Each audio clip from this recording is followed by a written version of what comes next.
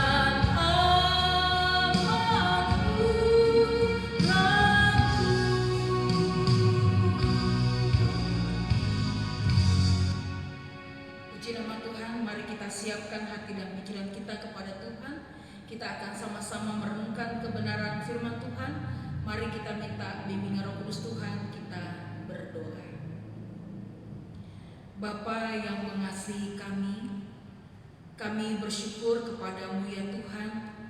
Biarlah hari ini ketika kami duduk diam dalam hadirat Tuhan, kami merenungkan kebenaran firman-Mu. Tuhan berbicara bagi masing-masing kami, supaya setiap kebenaran firman Tuhan diberitakan, kami boleh mengerti dengan bahasa yang sederhana, sehingga setiap apa yang kami dengarkan dan kami renungkan pada malam hari ini, itu boleh membuat kami semakin dekat dengan Tuhan dan mengerti rencana Tuhan dalam hidup kami. Karena kami tahu hari ini misteri kehidupan itu terjadi dalam hidup kami, tetapi kami tetap yakin Tuhan tidak pernah tinggalkan kami. Berbicaralah kami lewat kebenaran firman-Mu ya Tuhan, karena kami sudah siap untuk merenungkan kebenaran firman-Mu dan melakukannya dalam hidup kami. Hanya di dalam nama Tuhan Yesus Kristus kami berdoa dan mengucap syukur. Amin. Puji nama Tuhan, mari kita buka Alkitab kita. Kita akan membaca dari kitab Amsal pasal 30 dimulai dari ayat 21 sampai dengan ayat 23. Kitab Amsal pasal 30 ayatnya yang ke-21 sampai dengan ayat 23. Demikianlah firman Tuhan. Karena 3 hal bumi gemetar, bahkan karena 4 hal ia tidak dapat tahan. Karena seorang hamba kalau ia menjadi raja, karena seorang bebal kalau ia kekenyangan makan, karena seorang wanita yang tidak disukai orang kalau ia mendapat suami, dan karena seorang hamba perempuan kalau ia mendesak kedudukan nyonyanya. Terpujilah nama Tuhan, berbahagialah kita yang merenungkan kebenaran firman Tuhan serta melakukan dalam kehidupan kita setiap hari. Haleluya. Pada malam hari ini di dalam komisi perempuan, ibadah komisi perempuan, kita akan sama-sama merenungkan firman Tuhan ini dengan satu tema tentang misteri kehidupan. Dan yang uniknya, setiap kali saya menyampaikan firman Tuhan, semua ibu-ibu nanti akan saya ajukan beberapa pertanyaan, dan saya rindu semuanya aktif karena ada hadiah yang menarik yang akan diberikan untuk 3 penanya yang terbaik, ya, atau menjawab 3 penjawab yang terbaik. Jadi setiap kali renungan firman Tuhan yang saya sampaikan secara online, dimulai di bulan Mei kemarin tanggal 1, itu sudah mulai banyak hadiah yang sudah diberikan oleh pengurus komisi perempuan supaya ibu-ibu semuanya terpacu. Jadi hari ini saya pun ingin memberikan tema tentang misteri kehidupan. Jadi kalau nanti ada pertanyaan yang saya akan ajukan, mohon dijawab dengan baik. Kalau kita perhatikan, ada apa dengan misteri kehidupan? Mungkin banyak orang bertanya, kenapa saya begini? Kenapa hari ini seperti ini? Bahkan esok bagaimana? Semua orang bertanya, dan semuanya mungkin sedang penasaran kenapa hal ini terjadi. Tetapi kita mau diajak lewat kitab Amsal pasal 30 ayat 21 sampai dengan 23. Ada 3 gambaran orang yang digambarkan tentang bumi gemetar. Nah, ini sangat menarik. Kenapa kok 3 hal yang terjadi dalam kehidupan 3 orang, tapi buat bumi gemetar? Nah, inilah namanya misteri kehidupan. Hal yang pertama digambarkan tentang seorang hamba. Seorang hamba yang dikatakan dia adalah orang yang hanya hidupnya sederhana, orang yang hidupnya papa, orang yang dikategorikan tidak punya apa-apa. Tapi dengan kondisi dia sebagai hamba, ini mau menggambarkan esok dia terjadi apa dalam hidupnya. Bahkan dia esok bisa jadi apa dalam setiap perjalanan hidupnya. Pada poin yang pertama ini saya menggambarkan tentang seorang hamba di ayat 22. Di sana dikatakan karena seorang hamba kalau ia menjadi raja. Pertanyaan yang pertama menggambarkan tentang bagaimana seorang hamba jika menjadi raja. Kehidupan apa yang terjadi dalam kehidupan seorang hamba? Karena seorang hamba orang berpikir bahwa tidak mungkin dia dihargai hanya karena seorang hamba. Atau digambarkan dia sebagai seorang budak. Tapi bagaimana orang bisa menghargai dia seorang hamba, tiba-tiba dia diangkat menjadi raja? Pastilah bicara kedudukan akan berubah. Pastilah perjalanan hidup pun juga segala situasinya akan berubah. Karena yang tadinya tidak dihargai ketika dia punya jabatan menjadi raja, pastilah akan tersohor. Pastilah akan berubah persepsi orang, pandangan orang, karena jabatan telah berubah. Ternyata inilah yang mau digambarkan di Amsal 30 ayat 21 dikatakan 3 hal yang membuat misteri kehidupan ini sedang bertanya kenapa seorang hamba bisa jadi raja. Dan ini adalah perbuatan siapa? Dan kenapa dia bisa diangkat? Ada peristiwa apa? Ternyata ini mau digambarkan kedudukan manusia sebagai hamba bukan karena kemauannya manusia, tetapi di situ ada kedaulatan Tuhan, ada otoritas Tuhan yang terjadi dalam kehidupan manusia. Jadi saya mau gambarkan, kalau andaikan hari ini kita menghina seorang hamba atau budak, hati-hati, karena tidak selamanya dia menjadi hamba. Karena sewaktu-waktu seizin Tuhan dan kedaulatan Tuhan terjadi, dia bisa menjadi raja dan dia bisa melakukan apa saja dan dia bisa mempengaruhi orang lain. Bukan karena hebat dan kuatnya, tapi karena kesempatan hidup yang diberikan Tuhan pada seorang hamba. Kalau dilihat responnya hamba, mungkin dia akan bingung, kok bisa ya? Dia pikir saya mampu jadi raja, padahal saya hanya budak. Dan mungkin orang akan kepo, waduh kok bisa seorang hamba jadi raja? Tapi Tetapi inilah yang menjadi satu pertanyaan dalam kehidupan kita. Kalau hidup ini diserahkan kepada Tuhan, hari ini tidak tersohor, hari ini tidak terpandang, bahkan orang mencemooh, bahkan menghina setiap kehidupan kita. Tapi waktunya Tuhan akan terjadi dalam kehidupan kita. Karena apa? Ada hubungan yang baik dengan Tuhan, ada relasi yang terikat dengan Tuhan. Karena manusia berasal daripada Tuhan, maka Tuhanlah yang menentukan langkahnya. Sehingga segala sesuatu yang terjadi dalam kehidupan manusia, hamba hanyalah jabatan, tapi kedaulatan Tuhan terjadi dalam kehidupan manusia bukan karena lihat jabatannya, tapi bagaimana Tuhan berkarya kepada manusia sebagai ciptaannya, imago Dei, segambar dan serupa dengan Allah. Maka haknya Tuhanlah untuk mengangkat seorang manusia. Hal yang kedua digambarkan tentang kehidupan orang bebal. Nah, orang bebal ini digambarkan adalah orang yang keras kepala, orang yang susah diatur, orang yang sesuka-sukanya, yang kok dibilang sok tahu segala sesuatu, tapi sebenarnya nggak tahu. Lalu dikatakan lagi orang bebal ini mau dikatakan dia melakukan segala sesuatu dengan maunya dia, berpikir dengan apa maunya dia, tetapi Tuhan pun izinkan orang bebal ini dikenyangkan oleh makanan. Di sana dikatakan ayat 22, karena seorang bebal kalau ia dikenyangkan oleh makanan, apa yang terjadi dalam kehidupannya? Kalau seseorang yang ingin merasa dirinya hebat, dia mampu lakukan segala sesuatu, dan orang menganggap dia susah diatur. Tapi ketika Tuhan turun tangan untuk mengubah kehidupan orang bebal menjadi orang yang rendah hati, orang yang bisa menerima kondisi apapun, hanya Tuhan bilang, aku kasih dia kenyang dengan makanan, maka orang bebal itu pun bisa berubah. Ini menggambarkan dalam kehidupan manusia, seringkali kita menganggap enteng segala sesuatu bagaikan seorang hamba tadi, dan juga kita mungkin susah diatur. Bahkan kita pun seakan-akan sangat sulit untuk ikut apa maunya Tuhan.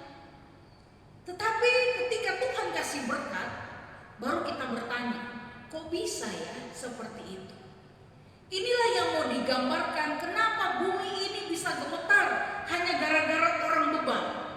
Karena saya mau katakan, manusia berubah bukan karena manusia, manusia berubah karena Tuhan. Maka jika hari ini kalau kita mungkin sudah mengatakan kepada suami, anak-anak, keluarga, berubah, tapi sulit sekali untuk berubah, jangan langsung mundur dan jangan kecewa. Karena Tuhan bisa mengubah orang yang keras kepala menjadi orang yang rendah hati, orang yang sabar, orang yang bisa bermurah hati. Maka digambarkan di sini, orang bebal jika diberi makan, dia pun juga akan berubah. Maka semua orang akan bingung. Kalau andaikan ada orang keras kepala, tetapi ketika Tuhan melawat dia, Tuhan pun juga akan turun tangan untuk mengubah kehidupan manusia. Dan bumi pun akan gemetar. Mungkin orang akan bertanya, kok bisa ya seperti itu? Inilah yang mau digambarkan dari orang yang kedua, yaitu orang bebal. Dan yang ketiga adalah tentang perempuan atau wanita. Di sana digambarkan ayatnya yang ke-23. Karena seorang wanita yang tidak disukai orang, kalau ia mendapat suami, dan karena seorang hamba perempuan, kalau dia mendesak kedudukan sebagai nyonyanya. Saya mau gambarkan kalau ibu-ibu sekarang di rumah pasti ada pembantu. Dan mungkin ketika kita menganggap pembantu itu hanya orang belakang, kita menganggap dia mungkin tidak terlalu pengaruh. Tapi jangan salah ibu-ibu yang kekasih. Ketika kita melihat rumah kita rapi, itu karena siapa? Ketika lihat anak-anak senang di rumah, lalu ada makanan, mungkin kita percayakan kepada pembantu kita atau orang yang menolong kita di rumah untuk memasak. Maka seisi rumah senang dengan makanannya. Berarti seorang perempuan yang namanya budak ataupun yang dinamakan pembantu dianggap enteng dan remeh. Tapi ketika dia disukai oleh satu rumah, apa yang terjadi dengan kita? Pasti kita akan berpikir, ada apa ya kok pembantu saya disukai banyak orang di rumah? Kita harus mengevaluasi. Tuhan kasih gambaran tentang seorang wanita di ayat 23 tadi. Dia dihargai ketika dia mendapatkan hal yang mungkin tidak pernah dia pikirkan. Bahkan mungkin hari ini kalau andaikan ibu-ibu melihat banyak pembantu-pembantu di rumah bukan hanya sekedar membersihkan rumah, bahkan anak-anak pun senang dengan dia. Ternyata bukan hanya anak-anak dan juga orang rumah, ternyata suami-suami juga senang dengan pembantu. Ini menggambarkan ternyata hati-hati kalau ibu-ibu tidak menguasai diri dengan baik dan selalu menganggap pembantu tidak ada apa-apanya. Jangan salah, hidup bisa terbalik. Mungkin suami akan suka kepada pembantu. Maka hari ini ibu-ibu yang kekasih dalam Tuhan Yesus, jangan anggap enteng orang lain. Dan jangan anggap pembantu di rumah itu tidak ada nilainya. Semua kita sama. Dan inilah yang digambarkan orang ketiga, kenapa bisa bumi bergemetar. Kenapa bumi bisa berubah dengan segala misteri kehidupan yang terjadi dengan seorang perempuan. Di sana dikatakan, saya baca sekali lagi ayat 23, karena seorang wanita yang tidak disukai orang, kalau ia mendapat suami, bagaimana dampaknya? Mungkin banyak orang yang mungkin hari ini masih jomblo, mungkin sudah tua tapi tidak bersuami, dan kita berpikir, mungkin tidak laku-laku. Jangan salah ibu-ibu yang kekasih, Tuhan bisa diberikan dia teman hidup yang terbaik.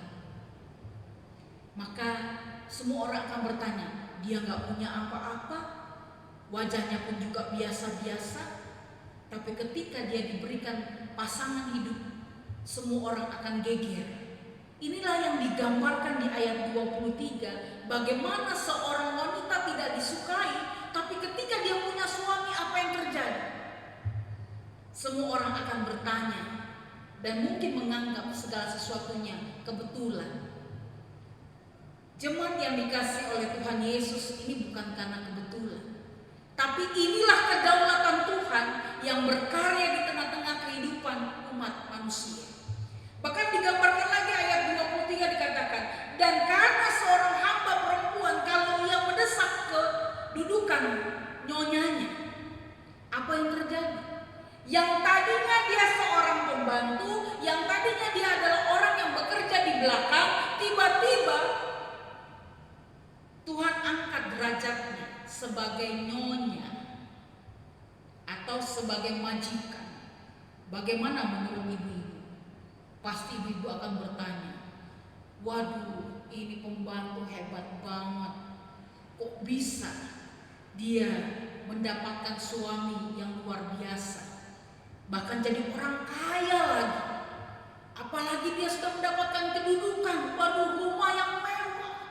Pasti akan jadi bahan omongan bagi banyak orang. Hari ini kita sedang katakan bahwa misteri kehidupan kita anggap kecil dan kita tidak tahu menyepelekan orang seringkali dalam hidup ini. Tapi Tuhan kasih gambaran di dalam Amsal 30 ini. Kalau seorang hamba dihina, dia seperti orang yang di belakang dan tidak layak. Tapi ketika Tuhan angkat dia menjadi raja, sangat luar biasa.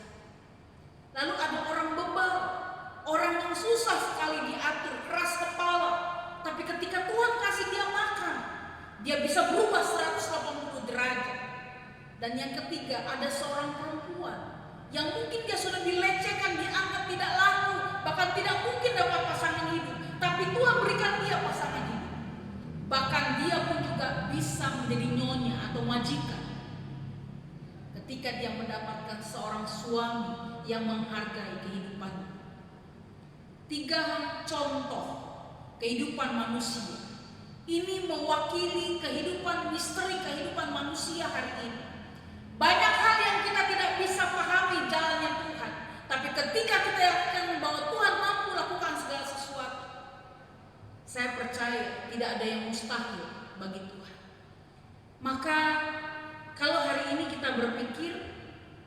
Gak mungkin, tapi bagi Tuhan mungkin. Maka saya mau katakan yang negatif ternyata bisa jadi positif, dan yang positif bisa menjadi negatif. Hari ini kita di atas, tapi tidak selamanya di atas. Kita bisa di bawah. Hari ini mungkin kita menganggap hidup kita di bawah terus, tidak mungkin untuk naik. Tapi Tuhan izinkan untuk kita bisa naik dengan levelnya Tuhan. Itu pun hanya karena kedaulatan Tuhan. Maka jangan kita suka menghakimi hidup orang lain. Jangan kita anggap enteng perjalanan hidup ini. Jaga hidup, khususnya untuk mulut, pikiran, dan hati, supaya semua yang positif itu yang kita dapatkan. Jangan kita anggap menilai orang lain, itu orang karena ini, karena itu, karena ini, sesuai dengan asumsi kita. Tapi menilailah sesuai dengan apa yang Tuhan ingin buat. Maka pelajaran penting hari ini di dalam perenungan firman Tuhan di Amsal 30 ayatnya yang ke-21 sampai 23. Hal yang pertama saya mau katakan, belajarlah untuk be yourself. Jadilah diri sendiri. Jangan lihat banyak orang lain, tapi lihat diri sendiri. Apakah diri kita sudah baik? Apakah diri kita sudah berikan yang maksimal kepada Tuhan? Atau bisakah diri kita menjadi contoh bagi orang lain? Supaya kita bisa melihat apa yang sudah kita lakukan bagi banyak orang. Hal yang kedua, jangan kita cepat menghakimi orang lain dengan berbagai status. Entah itu dia hamba, entah itu dia budak, entah itu dia pelayan, bahkan orang yang keras kepala pun bagaimana.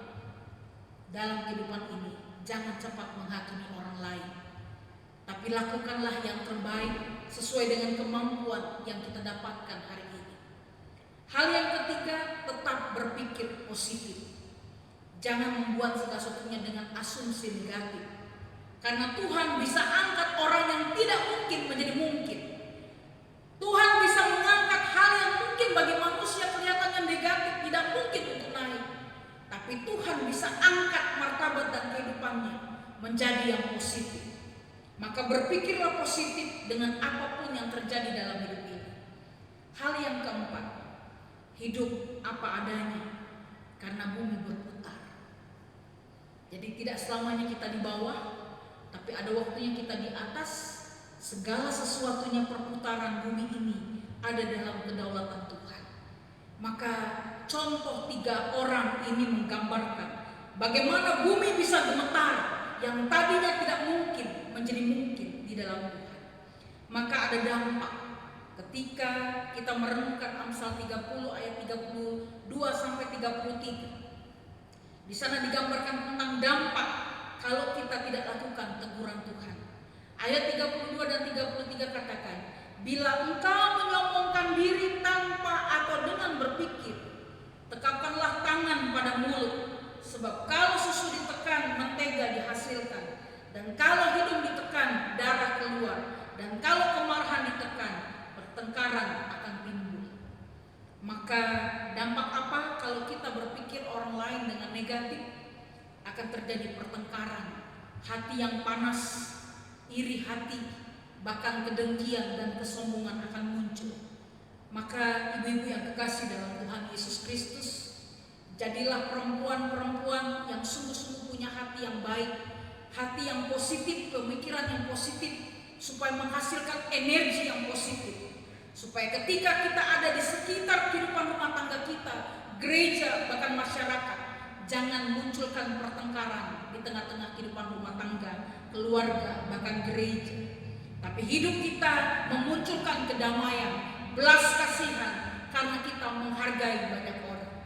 Maka digambarkan di ayat 32 dan 33 tadi, jika kita memunculkan pemikiran negatif, maka kita akan menghasilkan tindakan yang negatif, yaitu pertengkaran di mana-mana. Maka hari ini saya berharap jadilah perempuan-perempuan yang mendatangkan damai. Jadilah perempuan-perempuan yang menjadi tiang doa. Jika lihat orang itu tidak mungkin berubah, jangan kita berasumsi langsung negatif, dan jangan kita menghakimi orang itu tidak bisa berubah. Tapi Tuhan bisa mengubah, bahkan menggegerkan bumi ini dengan bisa seri kehidupan. Karena hidup ini tidak selamanya kita seperti ini. Karena ada waktunya yang Tuhan ingin nyatakan di tengah-tengah hidup kita.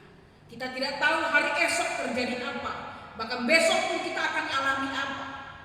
Tapi kalau hari ini kita mempersiapkan hidup kita untuk yang terbaik bagi Tuhan, saya percaya, be yourself, hidup untuk dirimu sendiri menjadi lebih baik.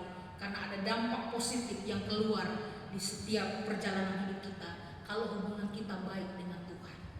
Maka untuk setiap wanita, hari ini nanti setelah selesai khotbah, saya akan WA pertanyaan apa yang akan saya sampaikan. Maka untuk setiap kita, belajarlah untuk menjadi pribadi yang punya pengaruh bagi banyak orang dalam hal positif. Jadilah perempuan-perempuan tangguh, jangan pernah goyah meskipun hari ini tidak mungkin, tapi bagi Tuhan tidak ada yang mustahil dalam hidup ini. Amin. Tuhan Yesus memberkati kita. Sebelum kita berdoa bersama-sama, saya ingin kita bernyanyi "Takut Tahu Kan Hari Esok".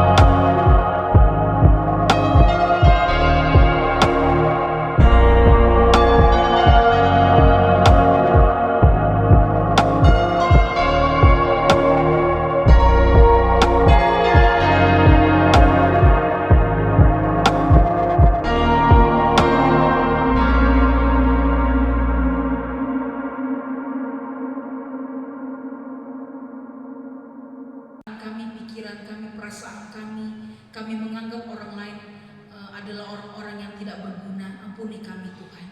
Tapi hari ini kami belajar bahwa segala sesuatu yang terjadi dalam hidup kami, Tuhan bisa angkat hidup kami untuk menjadi yang terbaik.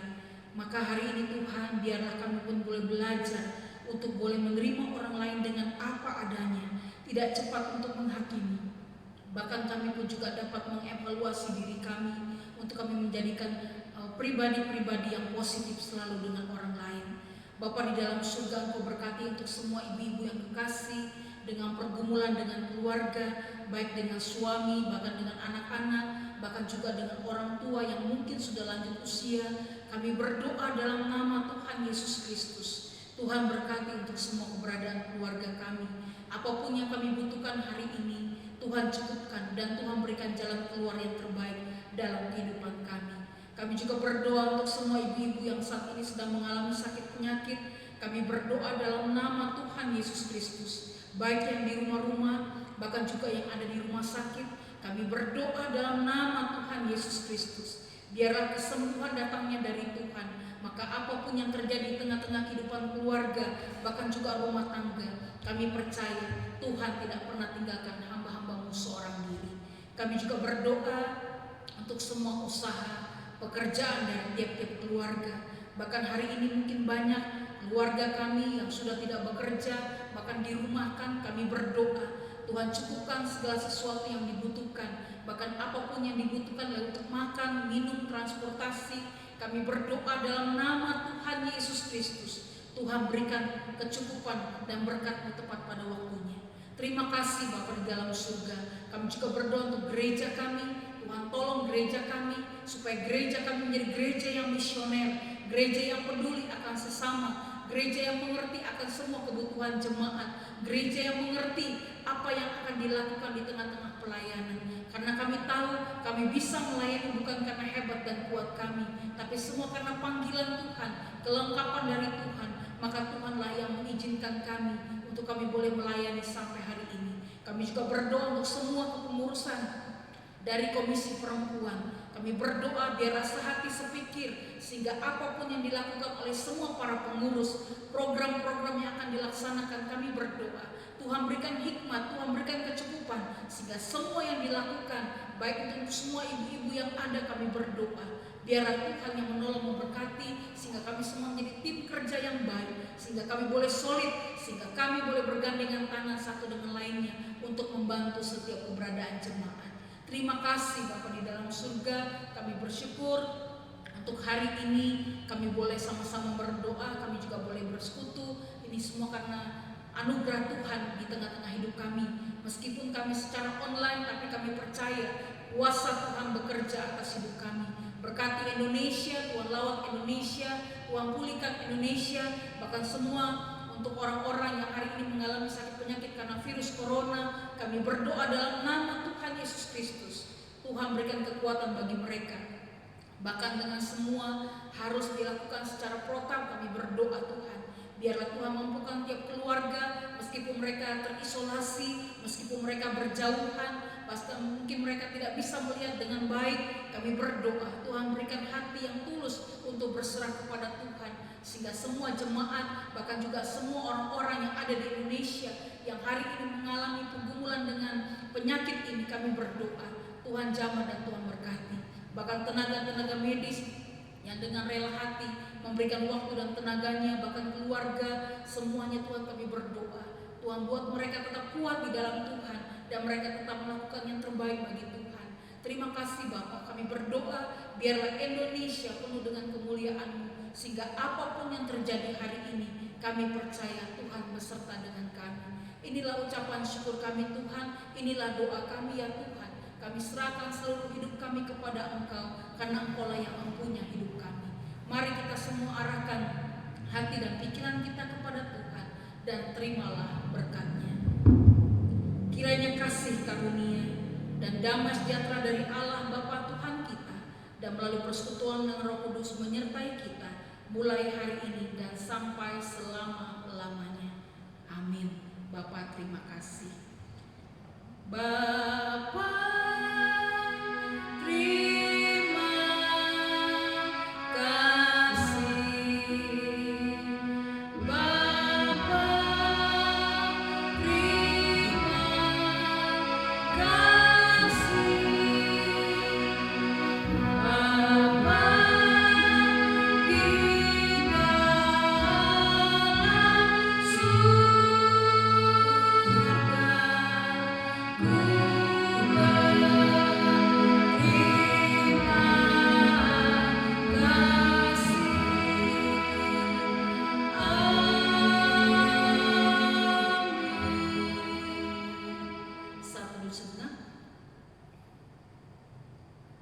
Amin.